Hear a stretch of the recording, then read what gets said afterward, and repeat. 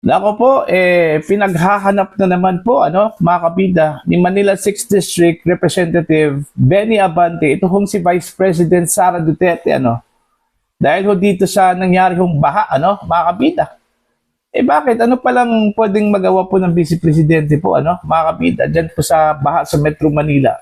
Anong gusto po ni Abante? Higupin po ng Vice Presidente, yung tubig baha dyan para mawala? Sa kadami-dami hong mga opisyal po ng gobyerno, mga kabida, bakit po ang Vice Presidente pinaghahanap po? Andyan yung Pangulo. O ano pong ginagawa ng Pangulo, mga kabida? Bakit po ang Vice Presidente ang palaging hinahanap ng mga anti-Duterte forces kapag meron pong sakuna na mangyayari po, mga kabida? Di ba? Halata na talaga na ang kanilang pinagdidiskitahan po, mga kabida, si Vice President Sara Duterte. Kumbaga, para bang kapag meron pong mga sakuna, mga kalamidad na nangyayari po sa bansa, mga kabida, dapat ang Vice Presidente po ang andyan po sa frontline. Hindi naman po ganyan. Wala naman po magagawa ang Vice Presidente dyan, mga kabida. Ito, babasahin ko muna itong post ng Batas PH po, Madam Vice President, bumabaha na, nagagalit na ang Diyos. Isinali pa, dinamay pa ni Abante ang Diyos dito, mga kabida. Okay? Hindi ba pwedeng ang nangyaring baha sa Metro Manila ay dahil sa kagagawan po ng tao? Hindi po ng Diyos? Okay, eto. Representative Benvenido Abante Jr. asked where Vice President Sara Duterte is amid the flooding in several areas in Luzon during a press conference on Monday. Baha na sa buong Luzon. Anong ginagawa ng ating Vice President? Nagpupunta sa iba't ibang bansa. Just imagine meron tayong impeachment court dito. Dapat humaharap siya, he said, after the 16th day of the impeachment trial. Nasaan siya? Nasaan siya ngayon? Gusto kong tanungin, nasaan ba siya ngayon?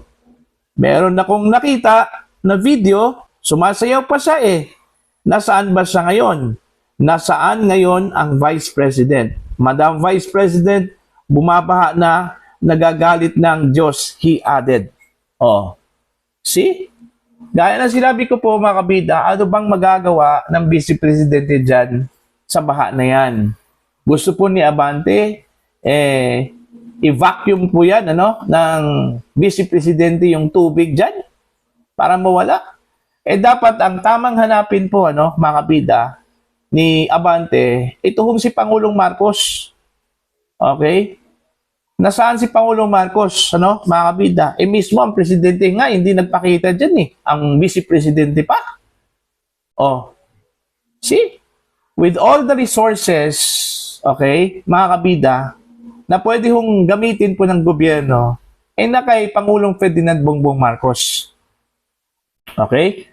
Tsaka pangalawa, eto, gusto ko lang po linawin po, kasi binanggit kasi ni Abante po, mga kabida, yung Diyos. Para bang sinasabi po ng pastor na yan na ang nangyari ho sa Metro Manila ay galit ng Diyos, mga kabida. Hatol ng Diyos. Para sa akin, hindi pa ako naniniwala dyan. Alam niyo ba kung bakit nangyari yung baha dyan sa Metro Manila?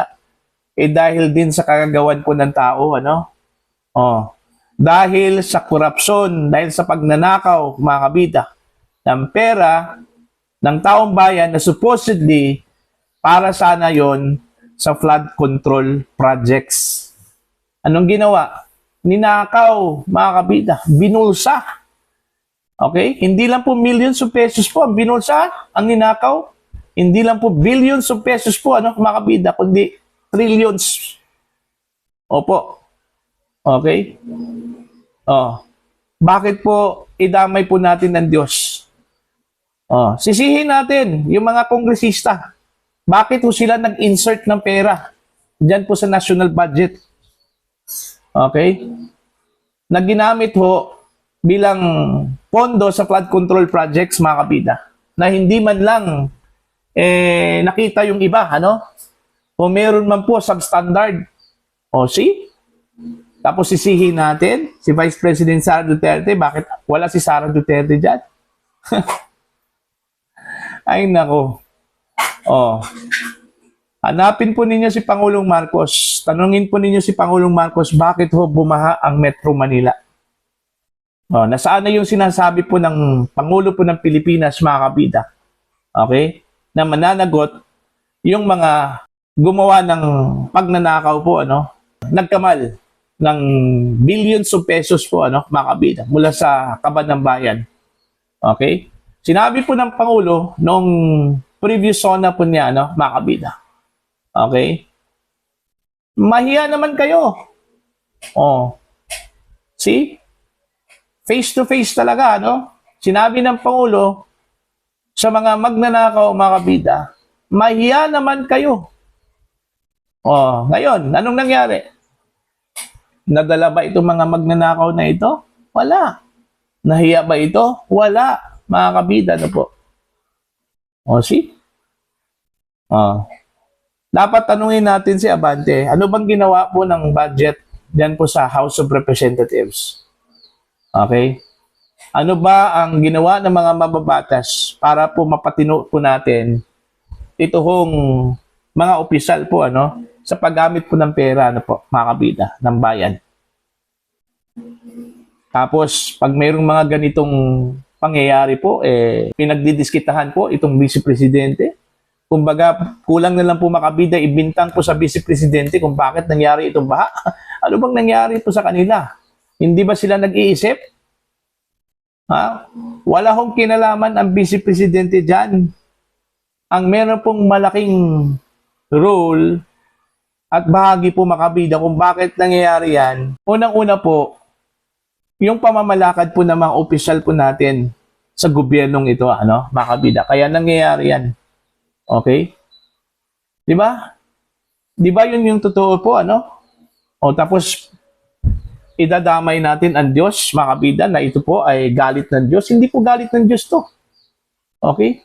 Kagagawan po ito ng tao po. Kagagawan ng mga magnanakaw po, ano, mga kabida, ano po. Oh. Yung nangyayari diyan sa Metro Manila, ano, mga kabida, manifestation 'yan. At grabe talaga, ano, yung ginawa po ng mga politiko. Grabe talaga yung ginawa po ng mga opisyal po ng gobyerno, ano. Hindi ho sila nahiya. Okay? Hinakaw po nila ang pera po ng bayan para sana sa proyekto, mga kabida, para hindi ho mangyayari ito hong baha na ito. Sana, no, makatulog ng mahimbing ito hong mga opisyal ng gobyerno, itong mga magnanakaw po, ano, mga kabida. Maganda sana yung kanilang tulog, kasama yung kanilang pamilya. Okay? While ito hong ibang mga kababayan po natin, nararanasan po nila, mga kabida, yung bagis po ng baha, ano? Dahil sa kagagawan po ng mga politikong ito. Okay? Diba? O, bato-bato sa langit po, ano? Huwag hong magalit yung mga matamaan ho dito, ano po, mga kabida. Okay? I'm just saying kung ano po yung totoo. Alright? Alam naman po natin, meron hong kontrobersiya po patungkol ho sa flood control projects, ano, mga kabida. Established naman po na ninakaw po, mga kabida, yung pondo na supposedly para sa flood control. Meron na ngang nakulong eh. Diba? Meron na ngang kinasuhan po, ano, mga kabida, at meron pa pong kakasuhan at makukulong. Dahil ho dito. Okay? Tapos itong kongresistang si Abante po, mga kabida, iba yung kanyang tunada po eh. Okay? Bakit hindi ho niya hanapin si Pangulong Marcos? Dahil hindi ho niya kaya, mga kabida? Okay? Bakit si Vice Presidente Duterte po ang kanyang hahanapin po? Dahil si VP Sara lang po ang kaya ho niya? Okay? Natatawa talaga ako dito kay Benny Abante, ano, mga kabida. Di ba ang baha po ay sa Metro Manila po, ano, mga kabida? Si Abante saan po yan? Yung kanyang distrito, di ba? 6th district po ng Maynila, ano? Okay? Hindi ko pa alam kung kabilang ba sa baha yung kanyang distrito. Kasi ang pagkakaalam ko po, binaha ang Metro Manila, ano? Mga kabida. Oh, see? Pwede ho nating itanong yan kay Abante, ano po? Kumusta na ba yung flood control po niya dyan po sa kanyang distrito, ano? Okay? Kung walang baha sa kanyang distrito, mas mabuti. Ibig sabihin, maayos po yung paggawa po ng flood control, ano? Okay? Oh. Ito lang masasabi ko po, ano, mga kabida. Halatang halata talaga na tinatarget dito. Ito hong si Vice President Sara Duterte, ano po, no? Hindi lang po ngayon eh. Matagal na po, mga kabida.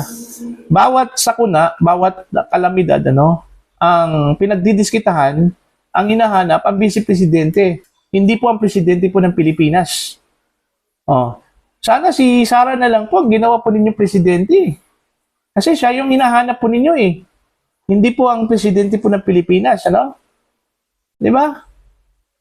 Oh. Wala hong magagawa si Vice President Sara Duterte sa baha na yan. Kasi unang-una, kung budget po ang pag-uusapan po, wala eh. Meager lang po yung budget niya eh. Ang pwede lang po niya magawa dyan, makabida, tumulong dun ho sa mga nabahaan. Okay? Magbigay po ng pagkain dun ho sa mga nabahaan. Pero as to paano ho mawala yung baha, okay? Hindi yan hawak ng Vice Presidente. Okay? Hindi din yan hawak po ng Presidente po ng Pilipinas, ano?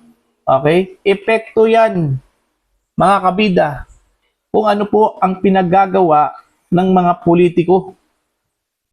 Okay? Kung ano po ang pinaggagawa ng mga opisyal po ng gobyerno, ano? Okay? Epekto yan sa pagnanakaw ng pera na supposedly allotted, mga kabida, para ho sa flood control projects. Okay? Ang nangyari, ghost. May budget para sa flood control, pero walang flood control project na nakita, no, mga kabida. O meron man po, anong nangyari po, mga kabida? Substandard. Kaya nga, punting ulan, ano, mga kabida, punting baha, sirang-sira na. Diba? So yun po, ano, nairita lang talaga ako, ano, dito ho kay Abante, mga kabida. Dahil dinamay pa niya Diyos eh. Wala naman pong kinalaman ng Diyos dito eh. Okay? Do you think ginawa ito ng Diyos para saktan po ang mga tao, ano? Mga kabida, hindi. Diba, pastor yan si Abante? Alam po niya yan, mga kabida, ano po, na hindi po mananakit ang Diyos, mga kabida. Okay? Diba? Hindi po ito gawa ng Diyos, kundi gawa po ito ng tao. Alright? So para po sa inyo, ano po ang inyong opinion at pananaw dito, mga kabida? Please comment down. Sa mga hindi pa po subscriber po sa aking channel, please subscribe. Just click the subscribe button, click the notification bell, click all para updated po kayo, mga kabida, sa aking mga uploads. Maraming salamat po sa inyo lahat.